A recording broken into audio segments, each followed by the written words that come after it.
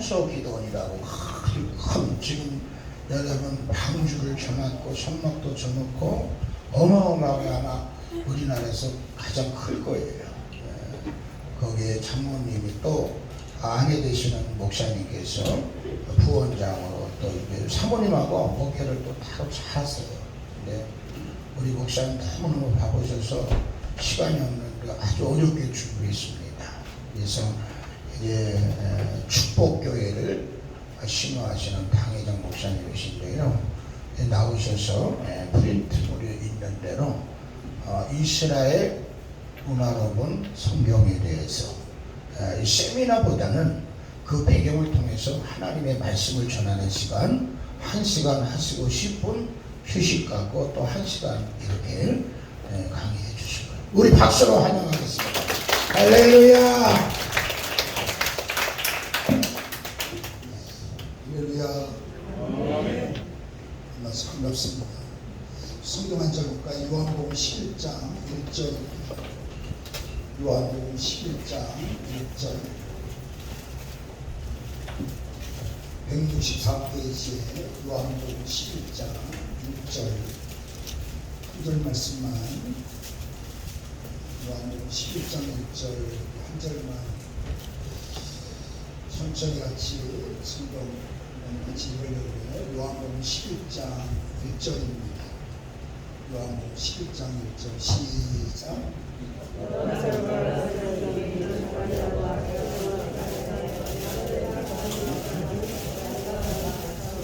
네. 날씨는 많이 덥고 바쁘실 텐데 귀한 시간 내셔서 함께 할 수 있게 돼서 너무 반갑습니다. 잘 안 들립니다. 잘 안 들려요? 지금 잘 들려요? 좀 마이크 가까이 대고 할게요. 유튜브를 찍으시는 분은 개인 소장용으로 찍으시는 건 괜찮은데 유튜브 방송에는 올리지 않아야 됩니다. 제가 집회를 다니면서 교회다가들에게 부탁을 해요. 옛날에 유튜브 방송을 많이 올렸었는데 장단점이 좀 있는 것 같아서 최근에는 유튜브 방송을 올리지 않고 있습니다. 말씀을 드리기 전에 제 소개를 잠깐 하면 목회를 시작한 지가 32년이 되었네요. 교회를 개척을 해서 32년이 되었고 그 중에서 11년간은 총각 목회를 했어요. 그러다가 늦은 나이에 결혼해서 지금 딸아이 하나가 대학 다니고 있습니다. 아까 목사님 말씀하신 것처럼 아내하고는 목회를 따로 하고 있어요. 2년 전부터 같이 교회를 좀 합할까 하다가 기도 중에 하나님이 원하시는 것 같지 않아서 교회를 합하지 아니하고 아내는 지금 따로 목사 안수를 받고 지금 아내는 따로 목회를 하는데 아내가 섬기는 교회도 한 200여 명 이렇게 목회를 아내가 16대 16대 3호로 있다가 목회를 하려니까 쉽진 않았지만 그래도 좀 잘 감당하고 있는 것 같아서 감사하고 기도원 사역까지 저는 옆에서 보조를 하고 기도원 사역 아내는 기도원 사역도 같이 맡아가지고 감당을 이렇게 하고 있습니다. 제가 여러분들에게 드릴 말씀 저는 원래 세미나 강사는 아니에요. 32년 전에 교회를 개척을 했고 그리고 한 5, 6년쯤 이렇게 부흥회를 다닌 것 같아요. 우리 송한철 목사님이 이번에 한번 이런 기회를 한번 가졌으면 좋겠다 말씀을 하셔가지고 제가 순종하는 마음으로 목사님과 의논해서 오늘하고 내일 이렇게 세미나 형식의 강의를 여러분들에게 할 수 있게 되었습니다. 전 오래전에 하나님의 은혜로 여러분이 아시는 열린문 교회를 담임하는 김남준 목사님 들어보신 적 있죠? 김남준 목사님을 통해서 6분의 목사님들이 성경 스터디를 하게 됐어요. 그래서 그것이 발전되어서 이스라엘 현지 라피에게 13개월 동안 공부할 수 있는 은혜를 하나님이 오래전에 주셔서 그 공부가 저희가 성경을 볼 수 있는 그런 어떤 관점을 조금 더 아마 깊게 아니면 좀 넓게 하지 않았나 이런 생각이 들어요. 그래서 제가 조금 앞에 부연 설명을 하자면 예를 들면 여러분 성경에 다윗이 왕으로서 40년 했잖아요. 그렇죠? 사울도 40년 했는데 다윗도 왕 노릇을 40년 했단 말이에요. 근데 성경에서 다윗이 왕 노릇한 기간을 다 빼봤어요. 랍비들이. 도대체 얼마나 기록에 남겼나? 2년이 넘지 않습니다. 그럼 약 38년은 성경에 기록이 없는 거죠. 다윗의 왕에 역할했던 것이 사울 임금은 1년 6개월이 넘지 않아요. 그런데 우리나라도 여러분 예를 들면 세종대왕이 한글을 만들었다. 이건 우리가 다 알고 있지 않았어? 않습니까? 세종대왕이 한글을 만들었다. 모르는 사람이 없어요. 그런데 사실 우리가 중고등학교 다닐 때 세종대왕에 대해서 전부 다 배우는 건 아니에요. 만약 세종대왕에서만 전부만 배우려고 해도 중고등학교 학창시절이 부족했을 수도 있어요. 그래서 어느 날 우리나라의 국사 얘기를 좀 재미나게 얘기하는 한 사람 나타났죠. 설민석이라는 사람이 나타나서 세종실록에 실려있는 얘기들을 갖다가 쭉 이렇게 얘기해줘갖고 한번 국민들의 호응을 받은 적이 있잖아요. 그것처럼 이스라엘에는 국사책이 12권의 전집으로 되어 있어요. 이게 낙권 12권이 아니라 12권의 전집으로 되어 있는 얼마나 역사책 정리가 잘 되어 있냐면 전쟁만 기록해놓은 역사책도 있습니다. 예를 들면 역대하 20장의 전쟁을 그 사람들이 굉장히 잘하고 생각해요. 그게 모압과 암몬과 마온 세 나라가 연합을 해서 여호사밧과의 전쟁을 치르는 거거든요. 근데 이 전쟁의 역사를 우리 역대하 20장 한 장의 기록에 남겼거든요. 이스라엘 국사책에는 71페이지 분량이 있습니다. 이 전쟁의 역사가 왜 이 전쟁의 역사를 이렇게 많이 기록해놨느냐? 우리가 보통 전쟁을 하면 승리를 했더라도 아군의 피해가 있지 않겠어요? 아무리 승리를 해도 우리 아군도 사망자도 나타나고 부상자도 나타나는데 이 역대하 20장에 나와 있는 이 전쟁은 아군의 부상 한 명도 없어요. 생명을 잃어버린 사람도 없고, 근데 완벽한 승리를 해요. 이런 전쟁이 없어요. 그래서 이스라엘 고대 역사의 전쟁 가운데는 역대하 20장의 전쟁을 국사책의 71페이지를 기록을 해놓은 거예요. 그래서 이스라엘 사람들은 약 8년간 이스라엘 역사에 대해서 배웁니다. 우리나라는 국사 시간이 8년 동안 이걸 배워요. 저는 이제 13개월 동안 좀 압축해서 이것을 이스라엘 역사를 공부한 거예요. 문화와 역사, 당시에 구약에 나타난 문화, 정치, 사회, 경제, 문화, 풍습 이런 거 있잖아요. 그 시대별로. 근데 그거를 제가 좀 공부하고 나서 보니까 성경이 왜 이렇게 기록에 남겼는지를 조금씩 더 이해가 좀 되더라고요. 저는 하나님의 말씀은 정보나 지식은 아니라고 생각해요. 하나님의 말씀 자체가 우리에게 능력이 되잖아요. 그런데 이게 능력이 되려고 그러면 이 하나님의 말씀에 대한 정확한 지식, 또 정확한 정보는 우리가 알 필요가 있어요. 예를 들면 요한복음 2장에 여러분 그런 기록이 있죠. 왜 포도주가 떨어졌을 때 물론 포도주 만들잖아요. 예수님의 어머니가 포도주가 떨어졌다는 얘기를 예수님에게 와서 얘기하죠. 예수님이 뭐라 그러세요? 이 일이 나와 무슨 상관이 있나이까? 이 말을 앞뒤는 어떻게 이렇게 들여다보냐면 예수님이 어떤 기적을 행하실 때나 어떤 응답을 주실 때 그게 예수님하고 관계가 있어야 된다는 거예요. 이 일 자체가. 그러니까 제가 저희 교회 신장로님이 9분 계시는데 제가 장로님들한테 그런 얘기를 해요. 목사님, 저희가 사업을 하는데 사업이 잘 될 수 있도록 목사님 기도해 주세요. 그러면 제가 자주 하는 얘기가 있어요. 장로님이 사업이 잘 돼야 되는 이유를 주님 앞에 설명이 가능하도록 해주세요. 주님이 물어봐요. 왜 이 장로님이 사업이 잘 돼야 되느냐고. 근데 어떤 분은 내가 설명이 가능한데 어떤 분은 설명이 잘 안 돼요. 그러니까 설명이 되도록 장로님이 살아야 돼요. 그러니까 주님하고 관계가 있어야 되잖아요. 여러분이 갖고 싶은 기도에 응답하고 주님하고 관계가 없으면 안 되잖아요. 그것이 주님하고 관계가 있어야 되거든요. 예수님이 이제 그 말씀을 하신 거예요. 우리 여찰차에서.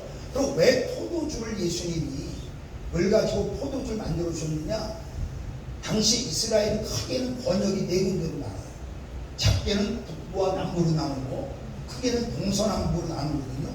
요단강을 중심으로. 그런데 갈릴리 가나의 결혼 풍습은 독특해요. 왜냐하면 결혼식을 갖다 하루만 치르는 게 아니라 치러요. 그럼 맨 마지막 날 뭐를 하냐면 결혼 협약식을 합니다.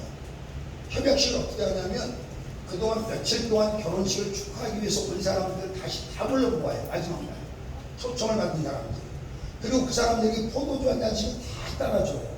그리고 신랑과 신부도 포도주 한 잔씩을 이렇게 다 받아요. 그러면 이제 신랑과 신부가 먼저 이렇게 하고 포도주를 먹습니다.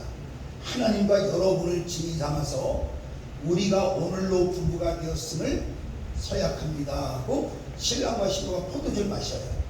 그럼 이 광경을 받던 청함을 받은 사람들이 그 포도주를 들면서 우리가 당신의 증인이 되겠습니다. 포도주를 먹으면 결혼식이 나는 거예요. 그러니까 이거를 만약에 못하면 지금까지 치렀던 결혼식 무효입니다.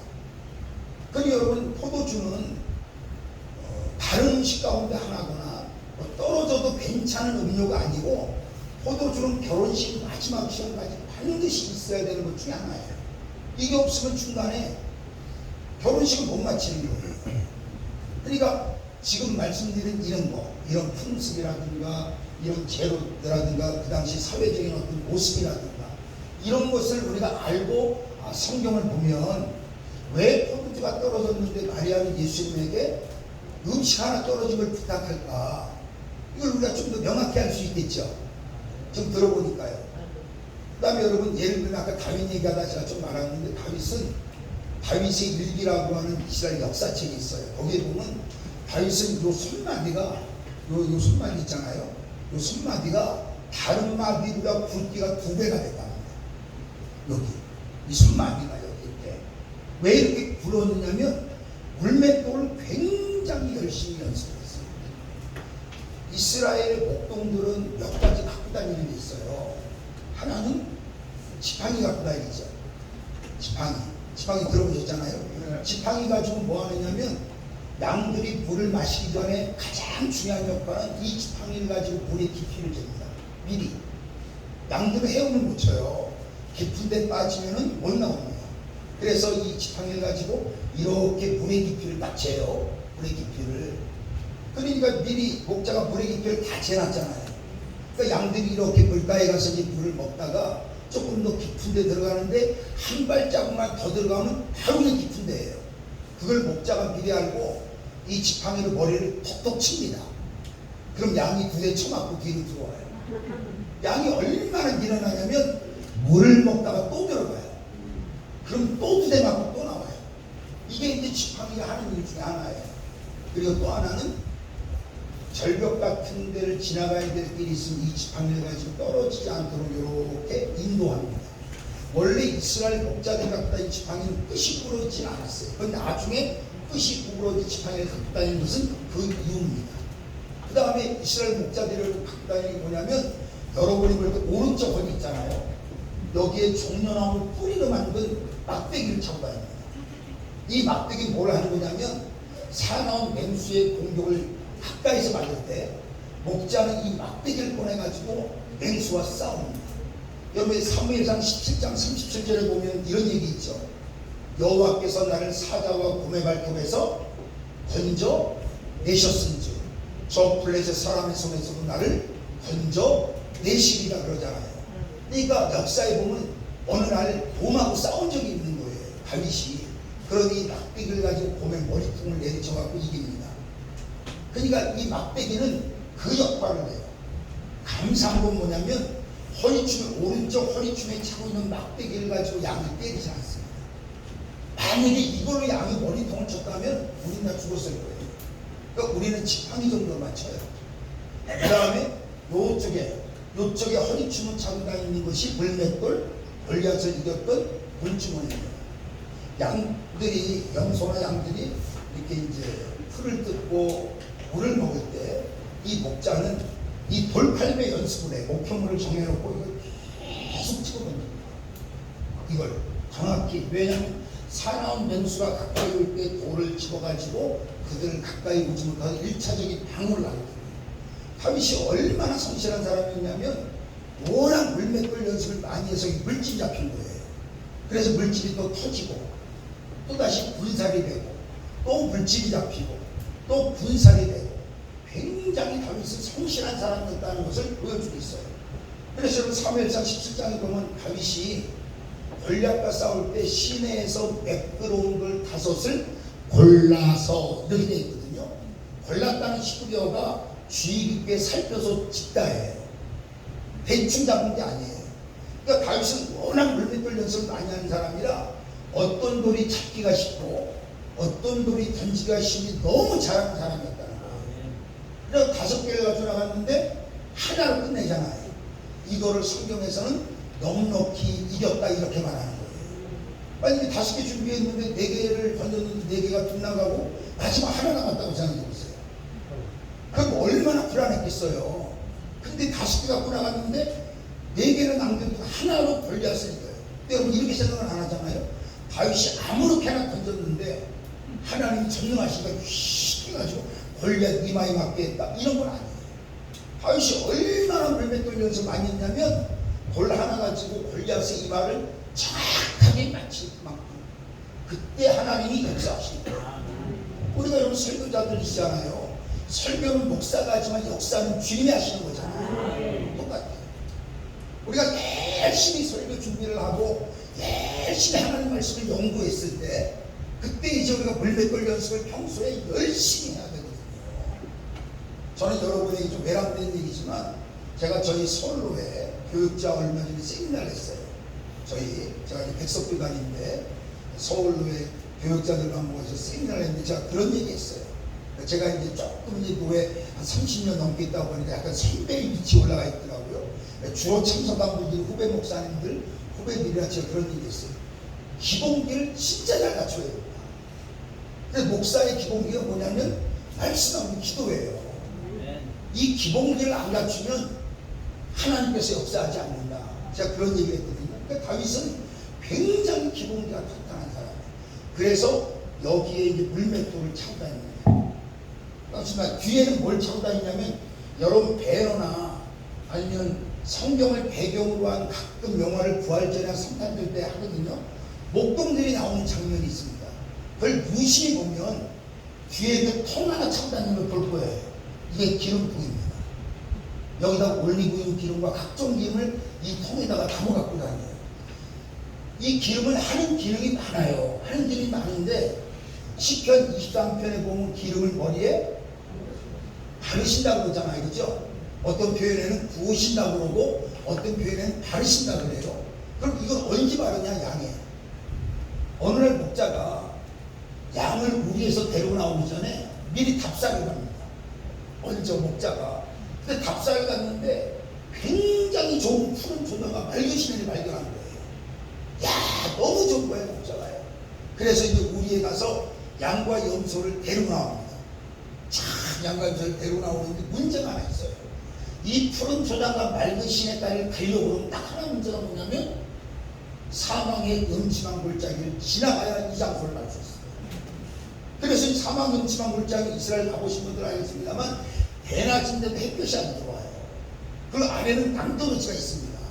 어두침침하고 길이 험하고 낭떠러지까지 있어요. 절벽이. 그럼 이제 양을 데리고 이제 이 사망 음침한 골짜기를 지나가려고 그러면 양은 낯설고 두려운 길을 잘 안 가려고 합니다.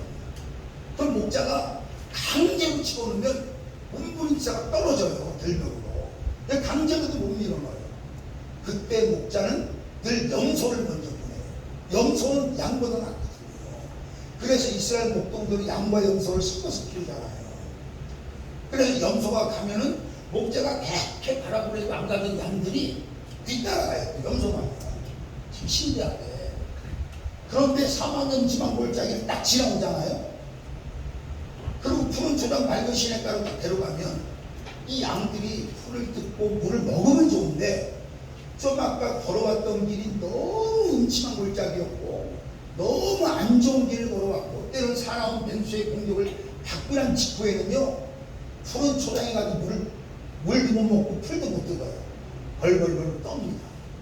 그러면 유난히 벌벌벌 떠는 양을 목자가 돌아다녀요. 그러면 그 양을 발견하면 끌어안습니다.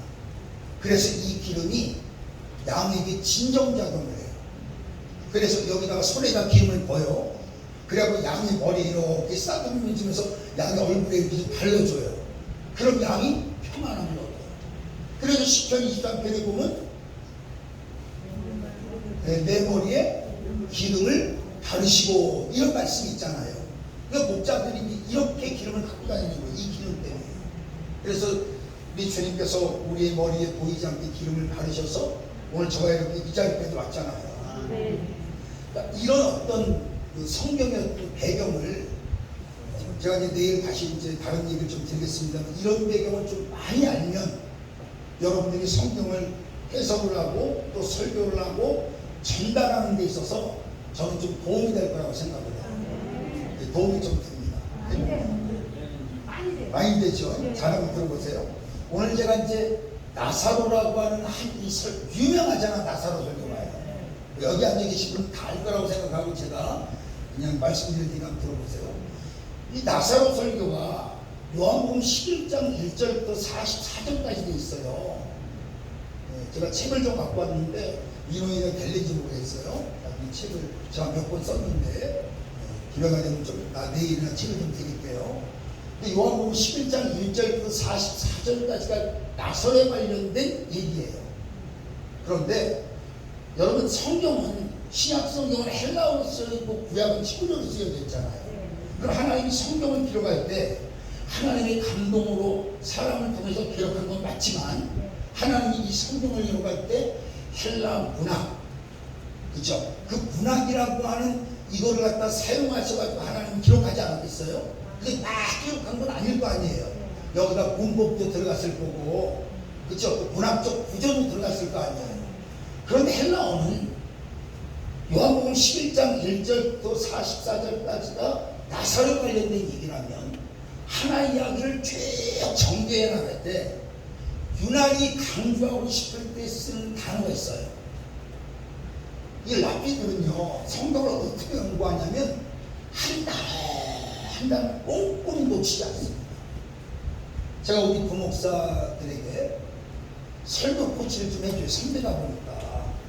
그래서 저희 교회 신고하는 동안은 기도 훈련과 설교 훈련을 받고 나가야 부임을 해가든지 배척을 하든지 제게 맡겨진 그들에게 대한 소임이라고 제가 생각을 하고 제가 일일이 제가 교회를 늘 비우니까 송한철 목사님처럼 1년 오신 게 교회 없거든요. 제가 그러다 보니까 설교를 다 녹음해서 나한테 보내라고 그래요. 그래서 제가 그 녹음을 듣고 설교를 코치하면서 이런 얘기를 해요. 나는 설교하기 전에 처음에 설교 준비할 때 본문이 있으면 그 본문을 적게는 30번, 많이는 100번 정도 읽어요. 전 설교 준비를 할 때. 그리고 랍비에게 배운 대로 한 단어 한 단어를 체크하면서 읽어요. 하나님의 말씀은 이유가 없이 기록은 안 되겠죠. 무슨 색깔이 있다든가 어떤 숫자가 나온다든가 뭔가 이렇게 단어를 썼을 때는 그냥 하나님께서 기록에 남긴 것이 아니라 몇 년 동안 몸이 아팠다 이렇게 하지 않고 38년 동안 아팠다 12회를 알았다 이렇게 집어넣는 이유가 있다는 거예요. 그냥 읽으면 안 되고 그래서 한 단어에 체크하면서 성경을 봐야 된다. 네. 그러지 않으면 하나님께서 전달하고자 하는 의미를 놓칠 때가 있어요. 그래서 성경 본문을 꼼꼼히 읽고 한 단어 한 단어 체크하면서 여기에 담긴 하나님의 마음을 담으려고 하는 것이 설교라고 저는 생각하거든요. 그러니까 헬라어는 또 이 독특해요.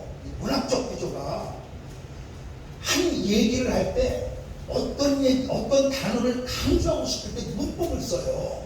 그런데 이 나사로를 얘기할 때 특히 어디에 강조점을 두느냐? 첫 번째 강조점이 배단이에요. 자, 어디라고요? 네. 다시 한번 따라해봐요. 배단위에 사는 나사로라. 배단위에 사는. 그럼 보세요. 그러면 자, 여러분이 이제 나중에 설교하실 때 나사로를 그냥 나사로로 얘기하지 않고 어디에 사는? 배단위에 사는 나사로를 강조하잖아요. 그럼 왜 나사로가 배단위에 살았다는 것을 강조했을까 성경이? 도대체 배단위가 어떤 곳이길래 배단이라고 하는 헬라어의 뜻은 어떤 의미를 갖고 있느냐? 이건 히브리에서 온 거예요. 어떤 의미냐면 슬픔을 가진 사람들의 모임, 가난한 사람들의 모임, 어려움을 겪고 있는 사람들의 모임이라는 뜻이에요. 이 베단이라고 하는 지역은 예루살렘으로 가까운 지역이 있어요. 예루살렘으로. 베단은 예수님 당시에는 어떤 지역이었느냐? 예수님 당시에 예루살렘 인구가 30만 정도에서 50만까지 보는 사람이 있습니다. 예수님 당시에. 그런데 이 베단이는 지금은 여러분 달라요. 지금은 도로가 완전히 달라졌죠. 근데 예수님 당시에는 예루살렘으로 가려고 하면 북쪽에서 내려오지 않는 한 어지간한 지역에서 올 때는 전부 다 베다니를 지나가야 됩니다. 베다니를 지나야만 예루살렘 들어갈 수 있어요. 베다니. 그래서 이스라엘 랍비들은요, 베다니 인생이란 말의 표현을 굉장히 많이 써요. 베다니 인생이라고 하는 말은 어떤 뜻이냐면 삶이 힘들었다는 얘기예요. 삶이 어려웠다는 얘기예요. 이 원래 베다니 지역은요, 나병 환자들이 모여 살아가는 지역이 제일 많습니다. 그 당시에 나병 환자들은 일정한 지역에 이렇게 모여 살았을 거 아니에요. 동네 바깥에 못 나오게 하고. 예수님 여러분 성경에 이런 장면이 기억납니까? 나병 환자 베다니에 사는 시몬의 집에서 식사하실 때 밖에서 사람들이 수군댔죠. 그 시몬이 나병 환자라고 그러잖아요. 그러니까 이 베다니라고 하는 지역은 나병 환자들만 모여 살았다는 기록이 있어요. 그리고 정치적인 부배지였어요. 그 당시에 정치적인 서로가 견해를 날려하는 사람들이 정치 우배지로 이 베다니가 또 쓰여지게 됐어요. 그런데 이 나사로가 베다니에 살았다는 걸 왜 강조하느냐? 두 가지 의미가 있어요. 하나는 지금까지 나사로의 인생이 힘들었구나. 베다니에 살았다 이 말은. 여러분 제가 서울에 사는데 저희가 처음에 아버지가 사업을 망하고 삼양동이라는 곳에 이사를 갔습니다. 그 당시에는요, 삼양동 산다고 하면 다 못 사는 사람들이 모여 사는 데예요. 근데 설명 안 해도 너 어디 살아? 삼양동 살아? 그러면 못 사는구나 이렇게 얘기해요. 자연히 그냥 미아리 고개 있잖아요. 거기 넘어가면 삼양동이거든요. 그런 것처럼 너 어디 살아? 나 베다니 살아? 그럼 못 사는 사람들이에요. 나병 환자거나. 그래서 역사의 기록에는 이 나사로의 부모는 나병 환자였어요. 또 나중에 돌무덤에 장사를 지낸 걸 보면 나사로는 30이 안 넘은 사람이에요. 그러니까 어린 시절에 삼남매가 부모를 잃어버려요. 나병으로. 역사의 기록에는. 그리고 나서 아주 힘들게 살았던 사람이 누구냐면 나사로예요. 그래서 여기에 하나님이 담긴 하나님의 마음이 하나 있어요. 아까 제가 말씀드렸죠. 베다니를 지나지 않으면 어디를 갈 수 없다고요? 예루살렘을 못 가요. 그럼 여러분 절기 때가 되면 원래 이스라엘의 예루살렘 인구는 예수님 당시에는 30만에서 만 50만이에요. 근데 절기 때가 되면 약 300만이 모입니다. 지금 워낙 살면서 놀랄 일이 많아서 어지간하면 이게 안 놀라잖아요. 지금도 300만이 모인다고 하면 어마무시한 숫자입니다. 그래 안 그래요? 지금도 300만이 모인다고 쳐봐요. 어디요? 엄청난 거예요. 근데 예루살렘에 절기를 보내려면 300만 가까이 모이더라고요. 예루살렘으로. 그 당시 인구로 봤을 때 엄청난 거예요. 근데 왜 예루살렘으로 갈까요? 그들의 생각이 있어요. 예루살렘은 하나님은 어디나 계시지만 예루살렘은 하나님을 만나는 장소로 그들이 인식을 하는 거예요.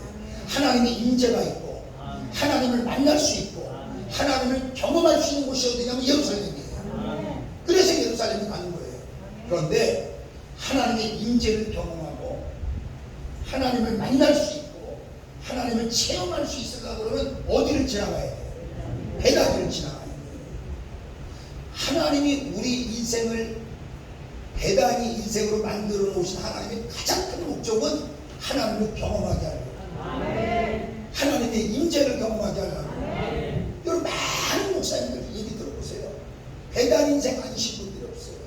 다 베다니 인생이었어요. 들어보면요. 그래서 제가 목회 32년 하면서 우리 교회에서 자주 하는 말이 있어요. 사람을 함부로 속단하지 말자. 사람을 함부로 속단하면 안 돼요. 우리 여러분 교회에서 이런 얘기 많이 하죠. 저 사람 왜 저렇게 말해? 저 사람 행동이 왜 저래? 그런 얘기 하죠. 저는 그 사람의 잘못된 행동이나 잘못된 말을 옹호해 주자는 게 아니에요. 우리가 생각할 때는 이 사람이 어린 시절에 어떻게 태어났으며 누구 부모 아래서 자랐으며 청소년기를 어떻게 보냈는지 누구랑 결혼했는지 어떤 상처 속에 인생을 살아왔는지 알아 몰라요? 몰라요. 내가 어떤 사람이 그러더라고요. 목사님 저 사람 왜 저러는지 모르겠대. 도대체 하는 행동이. 그래서 내가 그랬어요. 권사님, 저분도 권사님 같은 부모 만나 살았으면 안 그랬어. 나는 저 사람이 하는 행동을 옹호하지 않는 게 아니라 우리가 영혼을 국민이 봐야 되는 이유가 뭐냐면 우리 저 사람에 대해서 알아는 몰라요. 몰라요.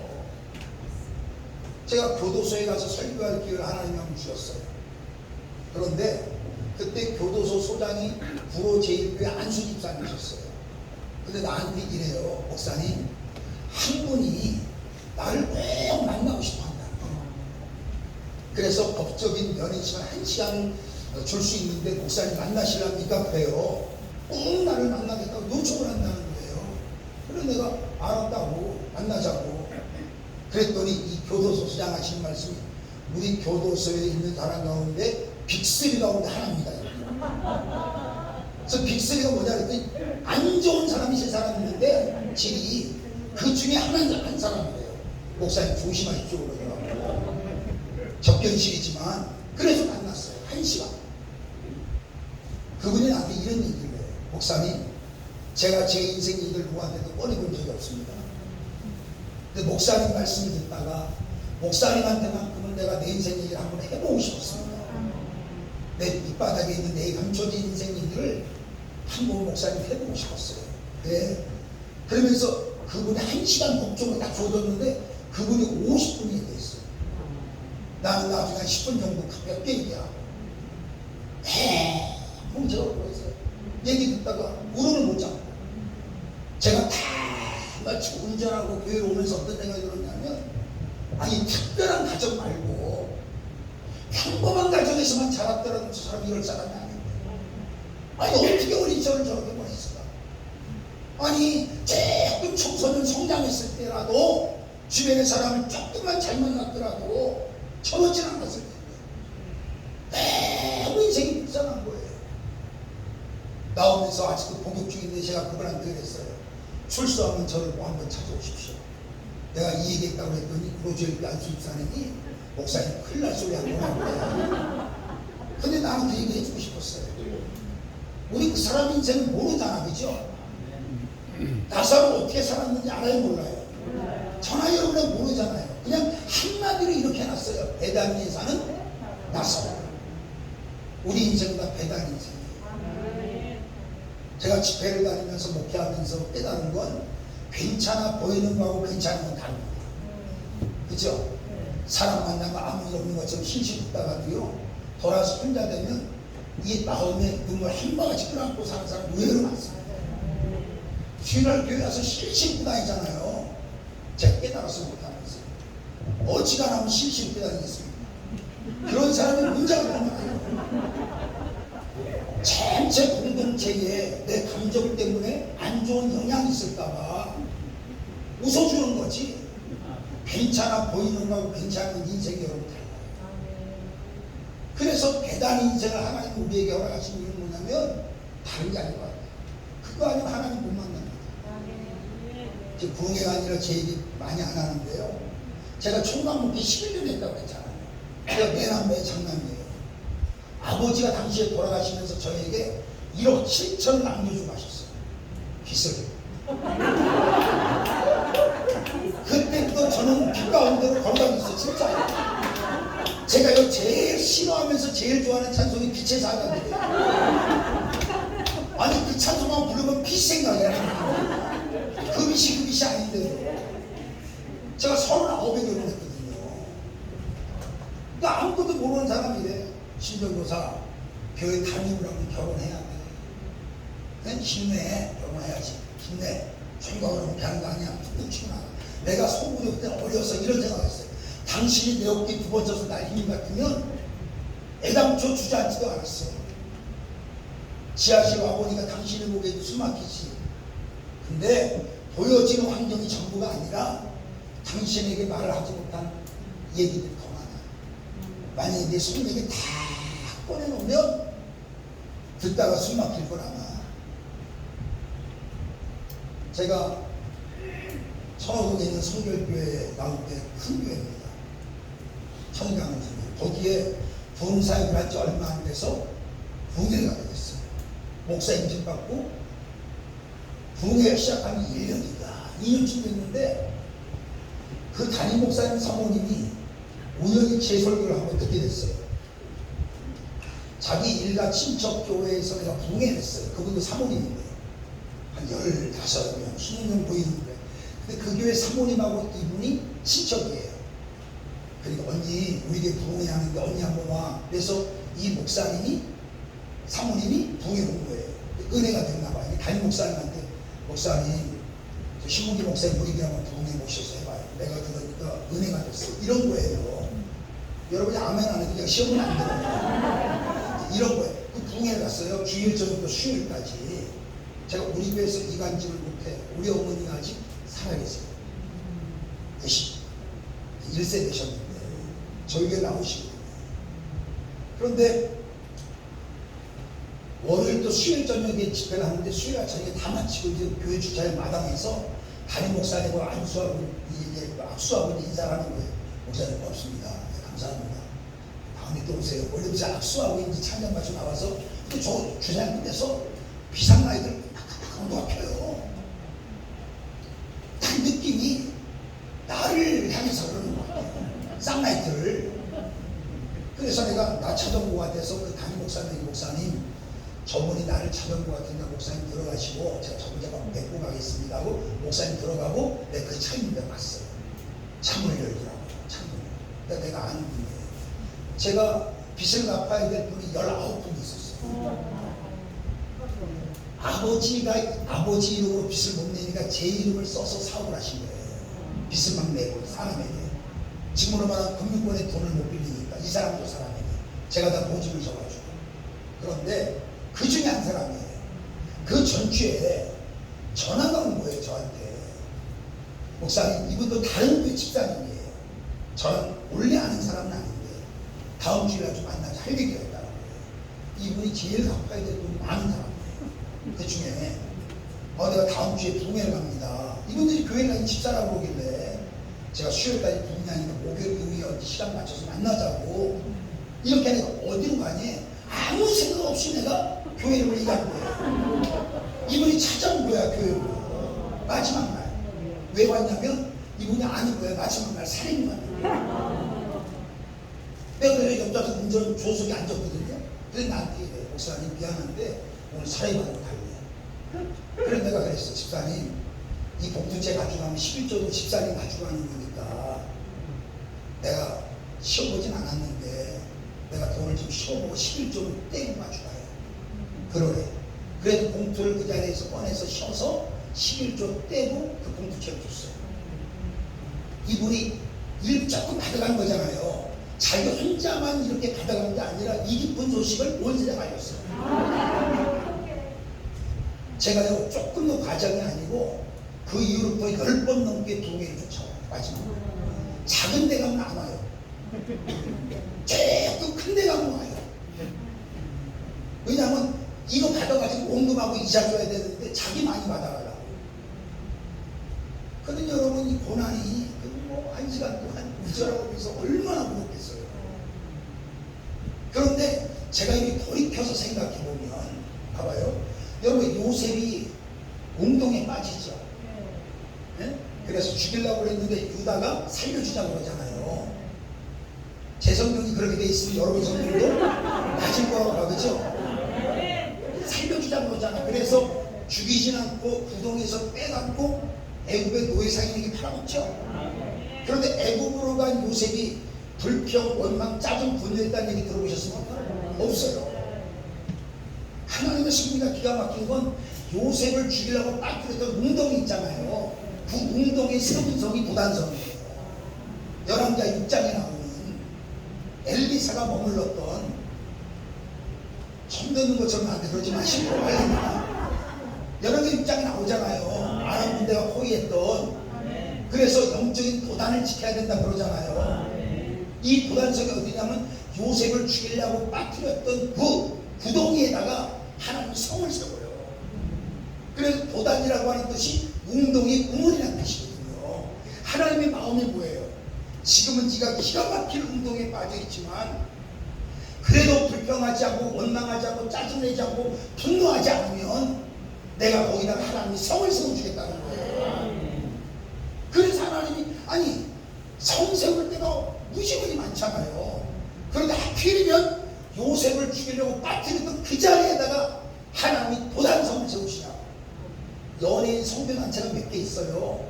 그 중에 연예인들이 지금 돌아가신 김자국 권사님을 비롯해서 했던 성교단체 중에 하나가 도단성교입니다. 원래 도단이라고 하는 이 말은 내가 어떤 경우에도 원망, 불평, 짜증, 분노하지 않고 그들의 신앙과 하는 일이에요. 한번 따라해 볼래요? 가게 하시면 가고, 만나게 하시면 만나고, 겪게 하시면 겪고, 그게 그거예요. 가게 하시면 가고, 만나게 하시면 만나고, 하게 하시면 하고. 그래서 원망, 불평, 짜증, 분노를 안 하잖아요. 지금이 나사로가요. 배단위에 살았어요. 우리 인생이 목회하다 보면 배단 인생 같은 때가 참 많잖아요. 그런데 배단위를 통하지 않으면 예루살렘에 못 가요. 고난이 그냥 유익이 아니에요. 보세요. 여러분 가나안 땅 있죠. 가나안 땅.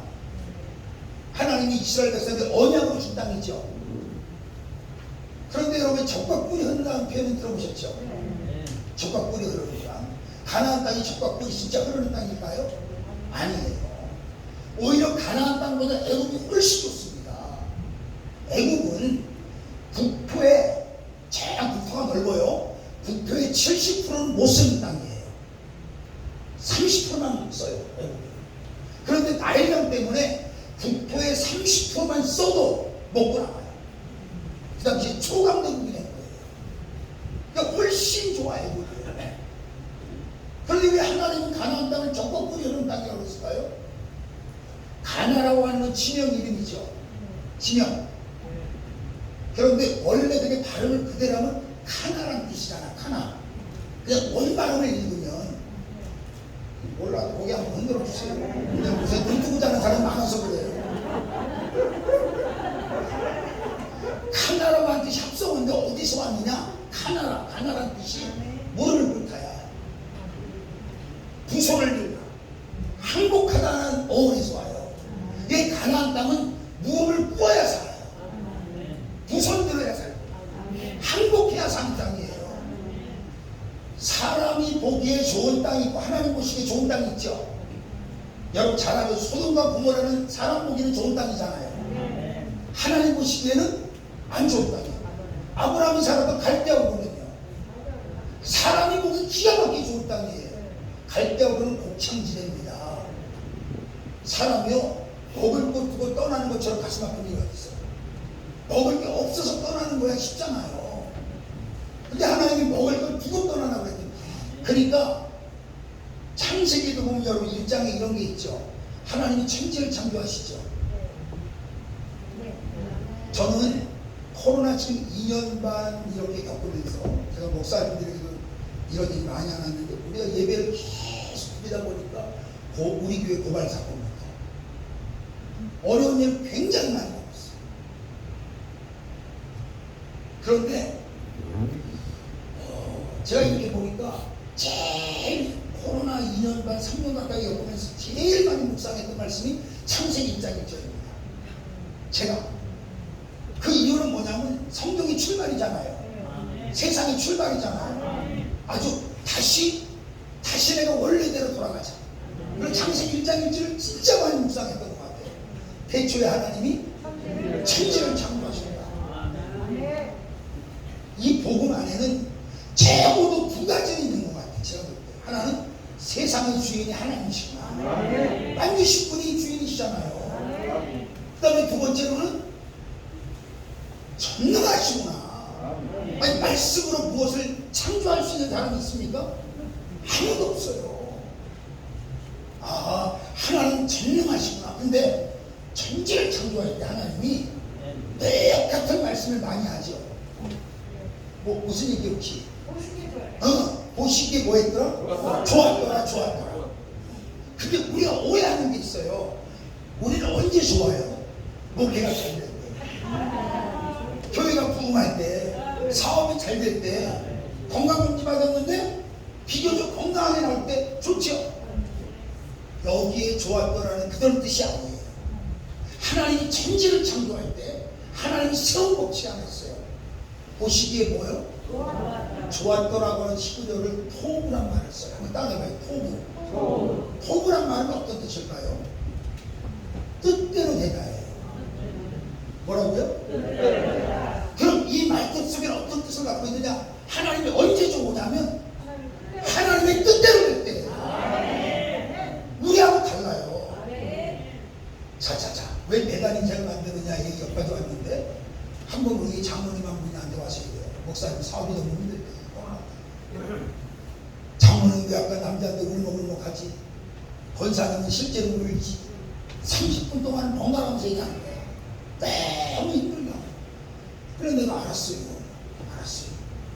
하고 내가 두 분을 안수기도 하고 보냈어요. 알았어요. 기도할게요. 안수기도 하고 보냈어요. 그리고 그 두 분이 내 방을 딱 나갔는데 나는 기분이 너무 좋은 거예요. 나는 너무 기분이 좋아. 왜 그랬을 것 같아요? 요새 그 두 분이 예배가 달라. 옛날에 찬양도 그냥 노래 불렀거든요. 요새 고백으로 해요. 고백. 예배 드리는 눈빛이 달라요. 기도의 음색도 달라졌어요. 너무 좋은 거야. 나는 기분이. 이게 하나님 보시기에 좋은 거예요. 그래서 랍비들은 토부의 영성이란 말을 해요. 모든 것은 토부로 끝나야 된다. 나는 힘들지만 하나님이 여기 이런 게 있어요. 아까 관계성 얘기했죠. 나는 기분 좋은데 하나님 기분 나쁠 때도 있어요.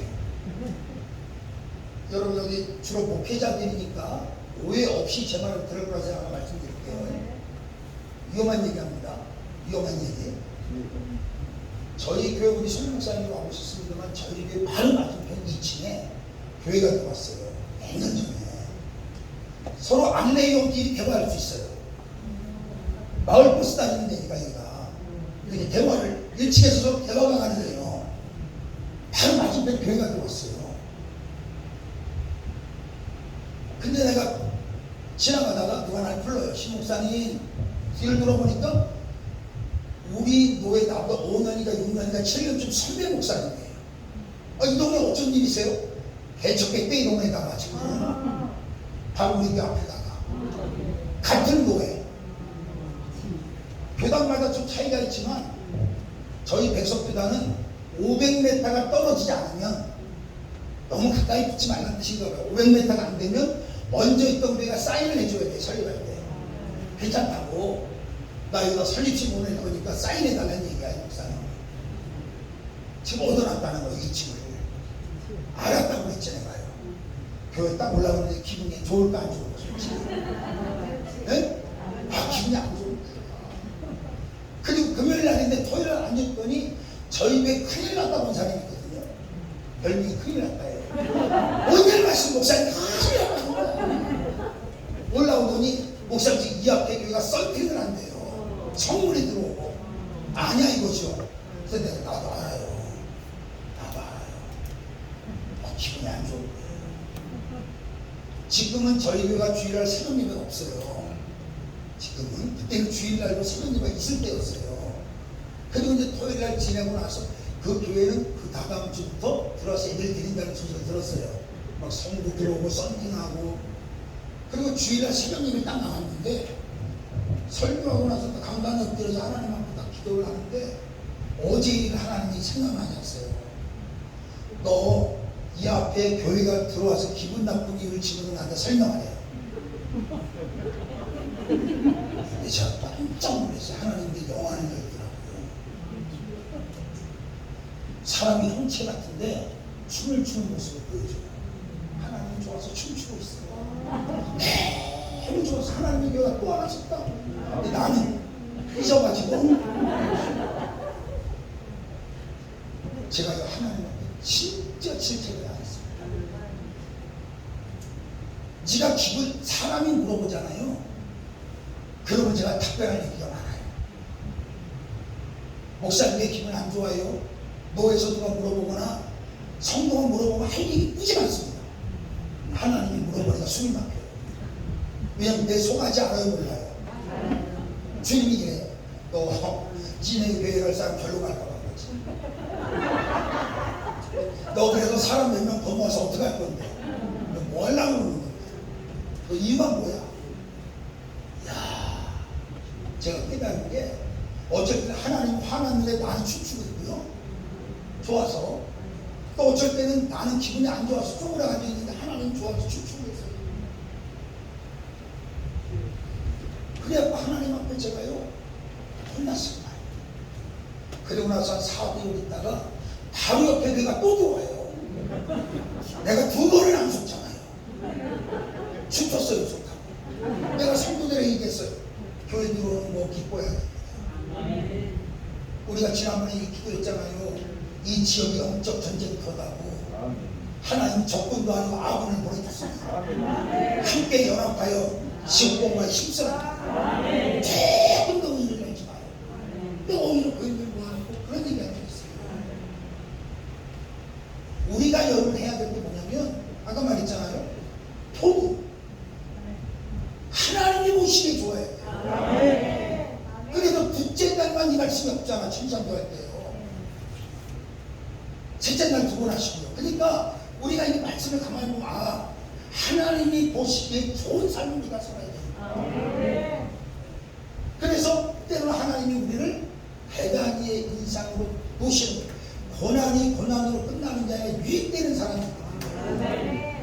전 우리 돌아가신 육신의 아버지가 나를 힘들게 한 건 맞지만요. 그로 말미암아 내가 받은 은혜는 진짜 많은 것 같아요. 그런 배단 인생이 아니었더라면 지금만한 사역도 제가 감당하지 못하죠. 그래서 혹시 여러분들이 배단 얘기를 걸린 것처럼 느낄 때 고난이 고난으로 끝나는 게 아니라 이것이 예루살렘으로 가기야. 신앙의 길이라고 여러분 생각했으면 좋겠어요. 그 다음에 봐요. 이 베다니에 사는 이 나사로가 지금까지 인생이 배단이었어요. 이 한마디로 나사로가 어떻게 살았는지를 알려줘요. 이번에 죽을 걸 걸려요. 그래서 예수님에게 어떻게 좀 해달라고 사람을 보내서 요청합니다. 예수님이 들어줘야 안 들어줘요? 안 들어줍니다. 자기가 원하는 시간에 오시지가 않아요. 그때 예수님 미리 이런 말씀을 툭 던져놓죠. 이 병은 죽을 병이 아니라 하나님의 영광을 위함이다. 그러다가 나사로는 죽습니다. 죽었다는 소식을 예수님이 들어요. 요한복음 11장 10절에서 여기 나오세요. 이렇게 말합니다. 예수님 한번 따라갈까요? 우리의 친구 나사로가 잠들었도다. 깨우러 가자.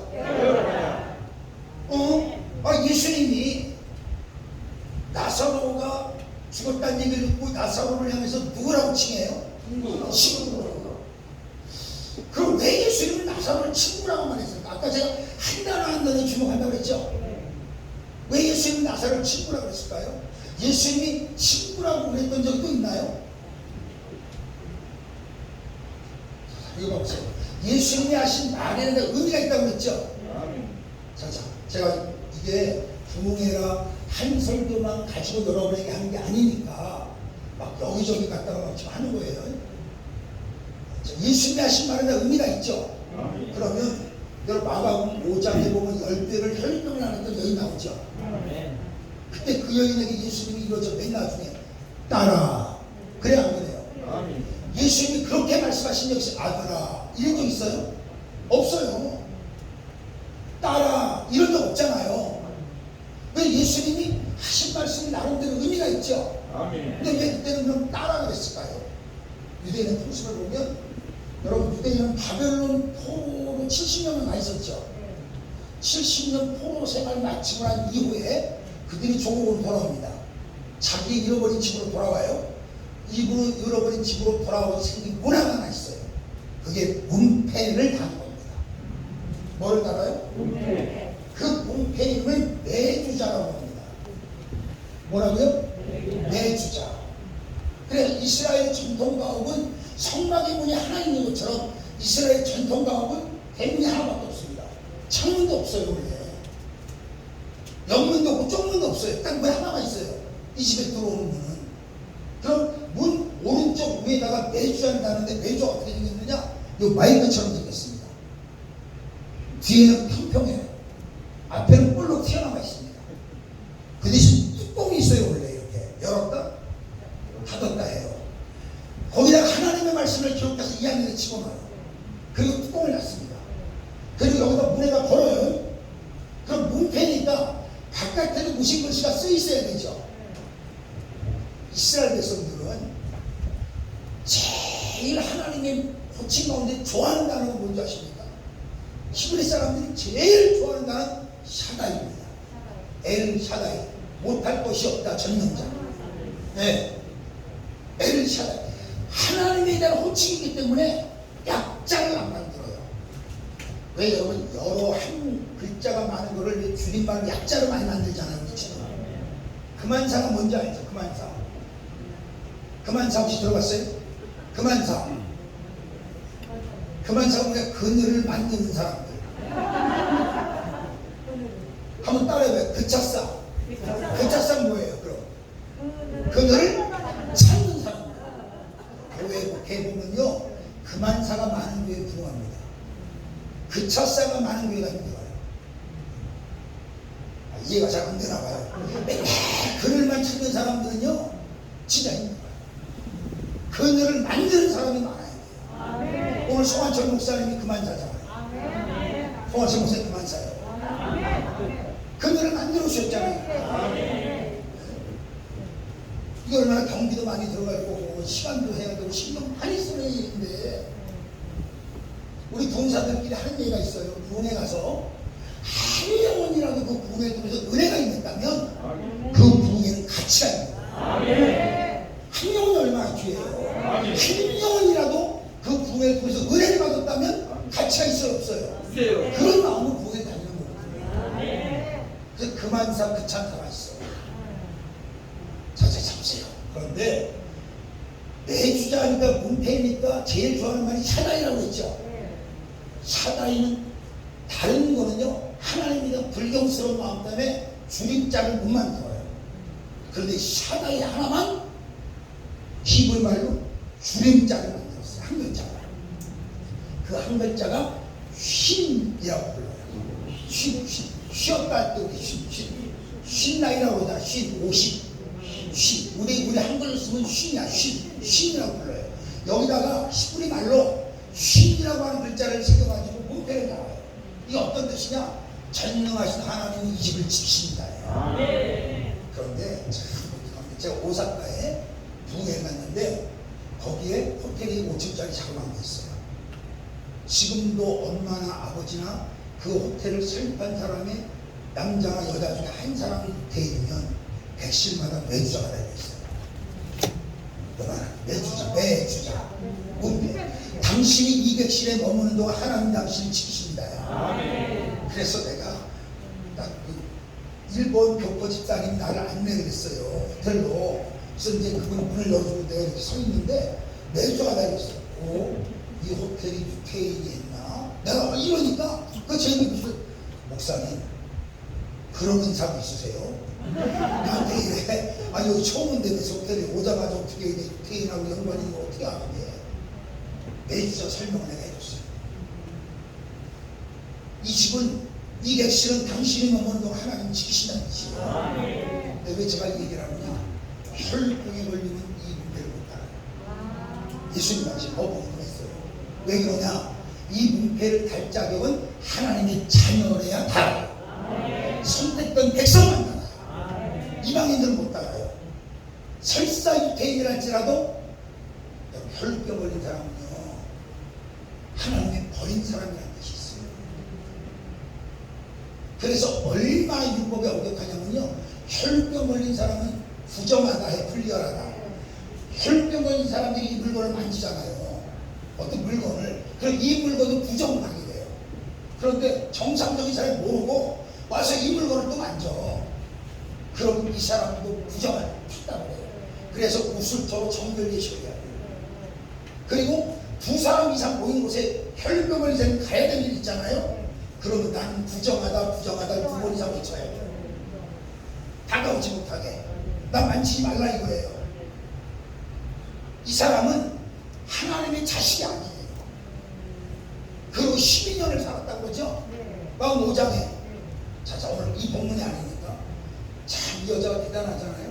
예수님 만나면 옷자락만 만지면 찌릿해요, 옷자락이. 그 찌릿 옷자락만 만지면 내 병이 나을 거라고 생각하밀러라 이거죠?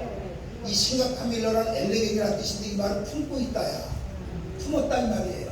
어떻게 품었냐면 예수님 만나면 옷자락만 만져도 찌릿, 겉옷자락만 만져도 내 병이 나을 거라고 생각하죠?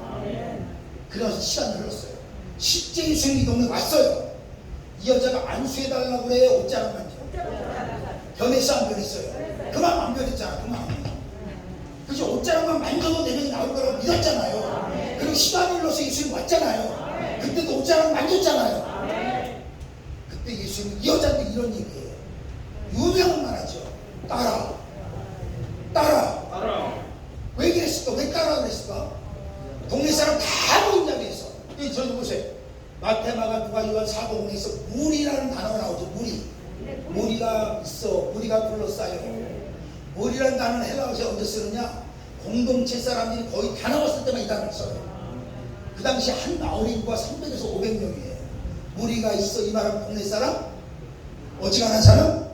다 나왔다는 뜻이란 말이에요. 동네 사람들이 다 나왔어. 예수님이 딱 이 여자를 향해서 선포하는 거야. 따라! 이 말은 뭐예요? 얘 내 딸이 맞아. 아멘. 그러니까 예수님은 이 본문에서 우리에게 주고자 하는 음성은 혈병을 고쳤다가 아니에요. 내가 누구인가를 회복시키는 거예요. 너 하나님 딸이 맞아. 아멘. 그럼 가만히 생각하면 이 여자가 병 나은 게 좋았을까? 따라 그런 게 더 좋았어. 그럼 왜 이번에 혈병 나았지만 좀 있어봐 또 이제 여기 아파. 그래 안 그래요? 이번에 하나님 연애를 허리가 났대 누가. 내가 좀 있어봐 이리로 와. 그게 인생 아니에요? 그래 안 그래요? 우리 이게 권사님 하나 그래 80단에 그래 공간 질환 기도를 해서 그런지 무릎이 많이 좋아졌대. 그래 권사님 너무 기이하지만 좀 있으면 이리로 와 그랬어. 그게 사는 거잖아 인생이요. 그래 안 그래요? 그런데 이 여자는 병 나은 거보다도요 이 여자 따라 평안히 와라. 그렇게 예수님이 하신 말씀 속에는 의미가 있다 이 말이야. 여러분이 성경을 한 단 한 단을 자꾸 주목을 해야 돼요. 이해가 되시죠? 그런데 예수님이 나사로를 뭐라 불러요? 친구. 왜 예수님이 나사로를 친구라고 했을까? 보세요. 친구라는 뜻의 단어를 찾아보면 알 거 아니에요. 단어가 이렇게 돼 있어요. 변하지 않는 사람. 아멘. 우리의 개념하고 달라. 우리는 동창도 친구잖아요. 그렇죠? 나이 또래가 같은 친구라고 그러잖아요. 예수님하고 나사로 한 마을에 살았다는 기록은 찾아볼 수가 없어요. 근데 왜 예수님은 친구라고 그래? 이 말은 뭐야?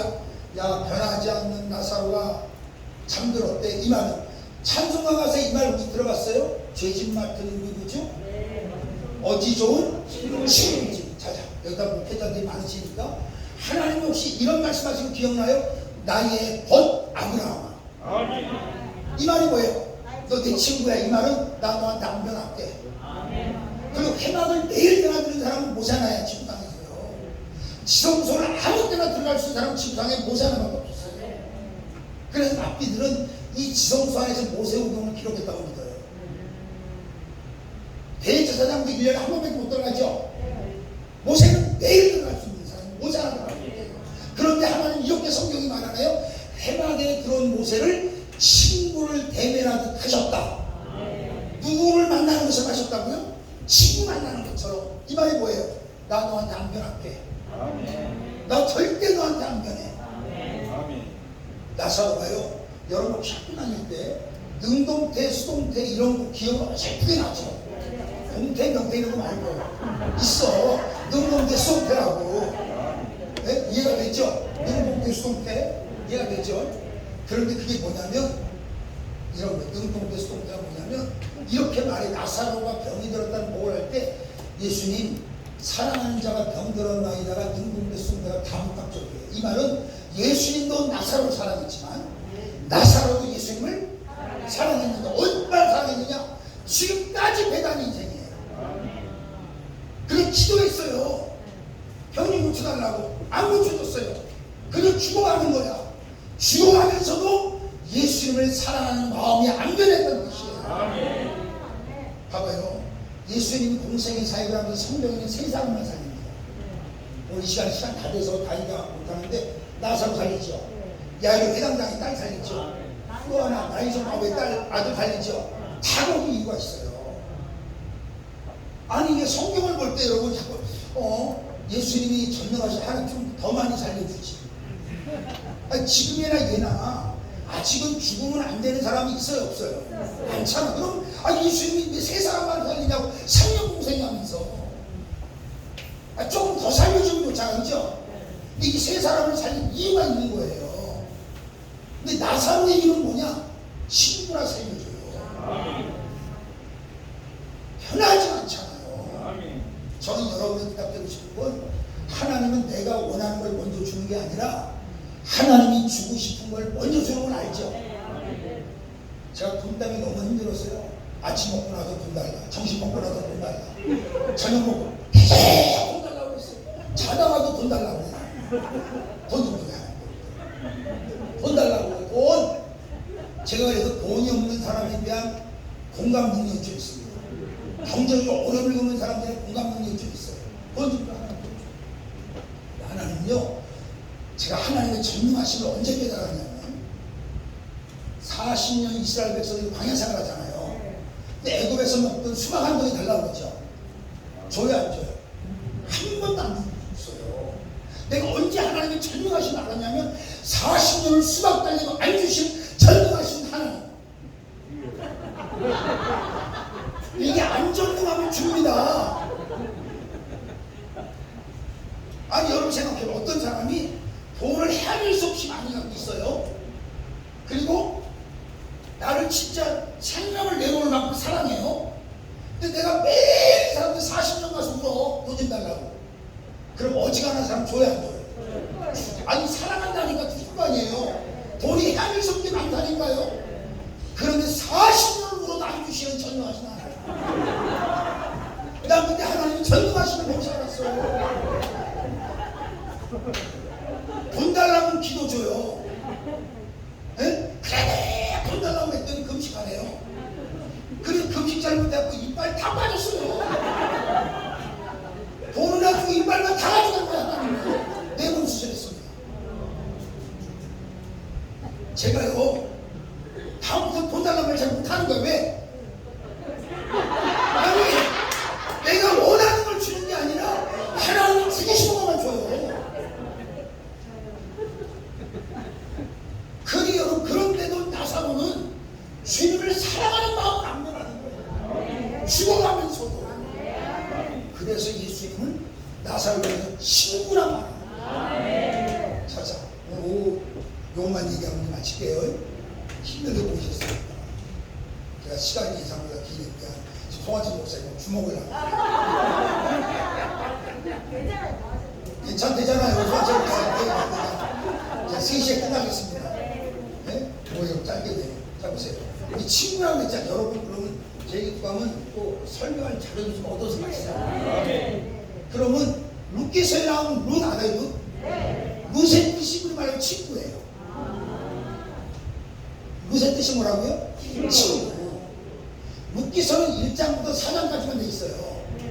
5장은 여러분이 아멘 안에도 없잖아요. 룻기서는 특징 있는 성경입니다. 두 가지야. 하나는 단수가 아니라 복수로 쓰여져 있는 게 많아요. 복수가 뭔지 알죠? 여러 개 단수가. 하나는 드라마로 말하면 전개 속도가 무지 빨라요. 여러분 왜 드라마 보면 영화 보면 이런 거 본 적 있어요? 비행기 10년 후 이런 거 본 적 있어 없어요? 막 전개 속도가 무지 빨라요. 기사가. 자 보면 아닙니까? 나오면 모험을 가잖아. 그죠? 모험을 갔죠? 기록과 말론인데 성경에서 제일 안 좋은 이름이 기록과 말론이에요. 히브리 말로 연자인데 사람의 눈이 잘 안 쳐요. 연자가 어떤 뜻이냐면 기록 말론이 몸이 아프다는 뜻이에요. 저는 딸이 하나만 있거든요. 근데 만약에 제가 아들을 하나 낳았어요. 이러면 이렇게 해진 거야. 신질병. 심허약, 심아픔. 근데 우리나라는 이해가 안 되죠. 시골 사람들이 줘요. 왜? 또 몸이 안 좋으니까 건강을 조심해라. 이런 의미로 오히려 그런 이름을 줘요. 그래 비로가 말려나 죽죠? 여러분 성령도 죽었죠? 다 죽었어요. 그 오르바와 루시라고 하는 며느리 2명 왔죠? 자 봐보세요. 그런데 오르바라고 하는 히브리의 원뜻은 뭐냐? 미쳐있다야. 뭔가 미쳐있는 사람 세상에. 무슨? 뭐라 그랬지? 뜻이? 친구의 뜻이. 나오미가 다행히 복음을 전하죠 그들에게. 나중에 베들레헴으로 돌아가죠. 자, 시간이 없습니다. 모압 사람이 남편 없이 시아버지 없이 베들레헴에 가 산다는 건 굉장히 어려운 거예요. 그런데 뭐라고 하는 것이 시어머니 하나님이 나의 하나님이었대요. 시어머니에게 복음을 들어보니까 내가 사는 모압에는 하나님을 섬길 수 없는데 시어머니가 사는 베들레헴 가면 교회가 있다는 거예요. 그래 베들레헴으로 가죠. 그때 하나님이 보아스를 준비해 놓죠.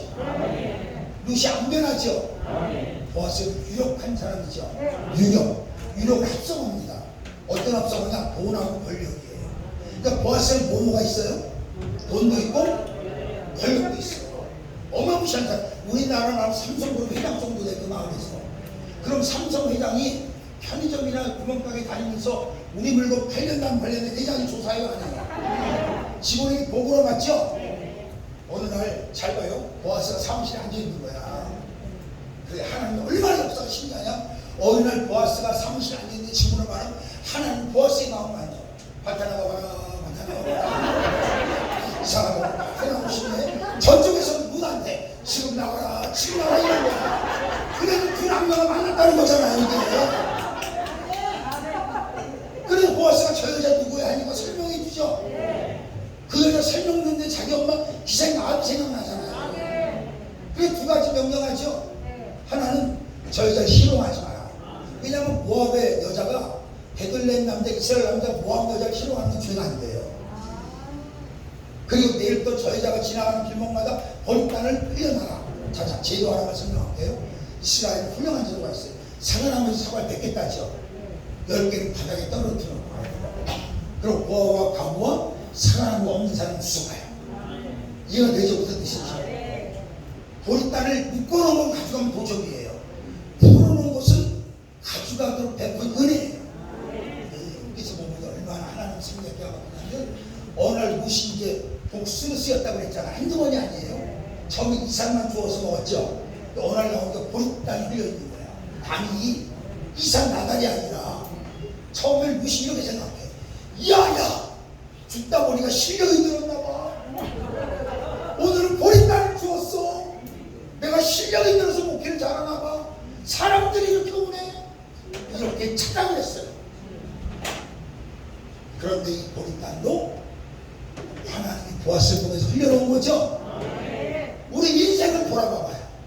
절대 고비고비마다 하나님이 보리단을 흘려놓으셨잖아요. 어떨 땐 예배 보리단, 어떨 땐 말씀을 보리단, 어떨 땐 찬양을 보리단 흘려놓으셔서 주워 담아가지고 여기까지 왔잖아. 은혜 아닌 것이 없잖아. 그렇죠? 은혜가 아닌 것이 없고 은혜로만 설명할 수 있잖아. 변하지 마셔야 돼요. 어떤 상황이 와도요. 전 여러분이 변하지 마시고 끝까지 믿음으로 살아낼 수 있기를 주의 여러분 축원합니다. 여러분이 친구가 되어야 돼요. 예수님의 친구. 그래서 하나님이 무세에게 하나님의 날개 아래 보호가 들어온 내게 상 주시기를 원한다. 여기서 양식적으로 이 말은 다르게 말하면 변하지 않는 너에게 내가 너에게 상 줄 거야. 여러분이 안 변하고 우리가 우리의 마지막을 결정할 권리가 없습니다. 어떤 분이 안 들고 내가 목에 때려치고 싶대. 너가 인생의 마지막 결정을 너에게 하나님 맡긴 적 없어. 인생의 마지막은 하나님이 결정하는 거지. 너에게 결정권을 하나님 주신 적이 없어. 십자가 내리는 일을 하나님 하시는 거지 지가 내릴 수 있는 일이 아니야. 그런 얘기를 내가 한번 있어요. 우리는요 거리마다 변하지 않고 있으면 하나님이 여러분을 마치 믿습니다. 우리가 예수님 친구가 되주잖아요. 세린도 우리 친구가 되셨잖아요. 기도하겠습니다. 하나님 아버지 감사합니다. 주시는 말씀 속에 들려지는 주의 음성 있게 하여 주옵소서. 예수님의 이름으로 기도드렸습니다.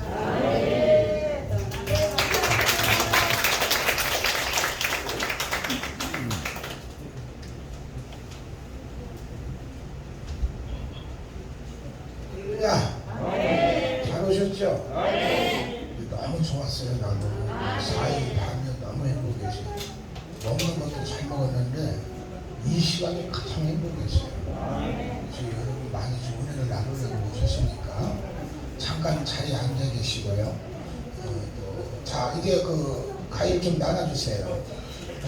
저 가일을 받으시고 3시 10분까지 우리가 화장실이 많지 않아요. 그래서 중년 이상이 와서 50개월이 50분